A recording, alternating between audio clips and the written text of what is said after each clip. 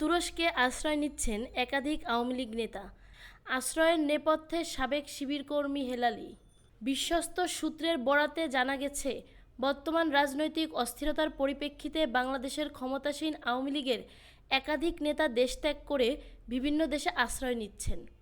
ভারতের পাশাপাশি Malaysia, Singapore, যুক্তরাজ্য এবং তুরস্কের মতো দেশে পালিয়ে যাচ্ছেন তারা। এর মধ্যে ডজনের বেশি আওয়ামী লীগ নেতা আশ্রয় নিয়েছে তুরস্কে। এবং কিছুদিন পূর্বে সাবেক পুলিশ প্রধান বেনজির আহমেদ তুরস্কের পাসপোর্ট নিয়ে আশ্রয় নিয়েছে। জানা গেছে, ফেনীতে বৈষম্য বিরোধী ছাত্র আন্দোলনের শেষের দিকে ভয়াবহ পরিস্থিতি ও অসংখ্য ছাত্র হত্যার ঘটনায় নিজাম হাজারীর প্রকাশ্য ভূমিকা ছিল। সেই নিজাম হাজারী সহ অনেক আওয়ামী লীগ নেতাকে দীর্ঘদিন ধরে তুরস্কে শেল্টার নিতে সাহায্য করে আসছে হেলালি। গত বছর চিকিৎসার নাম করে নিজাম হাজারী তুরস্কে আসে। ওই সময় তিনি তুরস্কে বিপুল পরিমাণ অর্থ পাচার করে একাধিক সম্পত্তি কিনেছেন বলে জানা গিয়েছে। এই অর্থ পাচার এবং সম্পত্তি ক্রয়ে সহায়তা করেছেন ফেনীর ওমর ফারুক হেলালি, যিনি তুরস্কে একটি রিয়েল এস্টেট কোম্পানি এবং রেস্টুরেন্টের মালিক। এছাড়াও বেনজির আহমেদকে তুরস্কে অর্থ পাচার ও বাণী কেনা নাগরিকত্ব পেতে সাহায্য করেছে হেলালি। উল্লেখ্য, ওমর ফারুক হেলালি খুব সাধারণ নিম্নবিত্ত কৃষক পরিবারের ছেলে। তিনি 2015 সালে তুরস্ক সরকারের বৃত্তি নিয়ে স্নাতক পড়াশোনার জন্য সেখানে যান।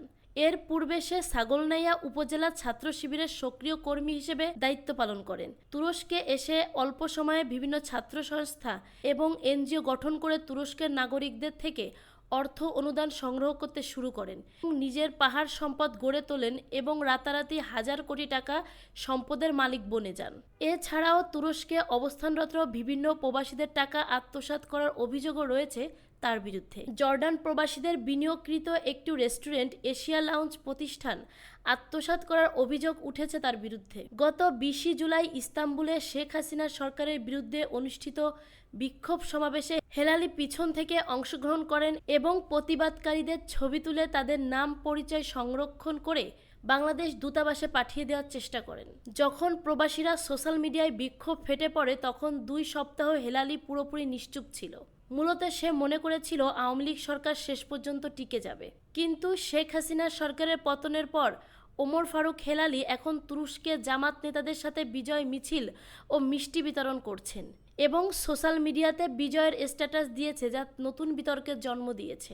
এই ঘটনা ইস্তাম্বুলের স্থানীয় সচেতন দেশপ্রেমী বাংলাদেশের শিক্ষার্থী ও প্রবাসী কমিউনিটির সদস্যরা মেনে নিতে পারেনি। সাধারণ ছাত্র জনতা ও দেশের মানুষের সাথে তার এই দ্বিমুখী আচরণ তুরস্কের বাংলাদেশের কমিউনিটিতে তীব্র ক্ষোভের সৃষ্টি করেছে। তুরস্কের জামাত কর্মীরাও এই ঘটনায় বিক্ষুব্ধ হয়ে উঠেছেন।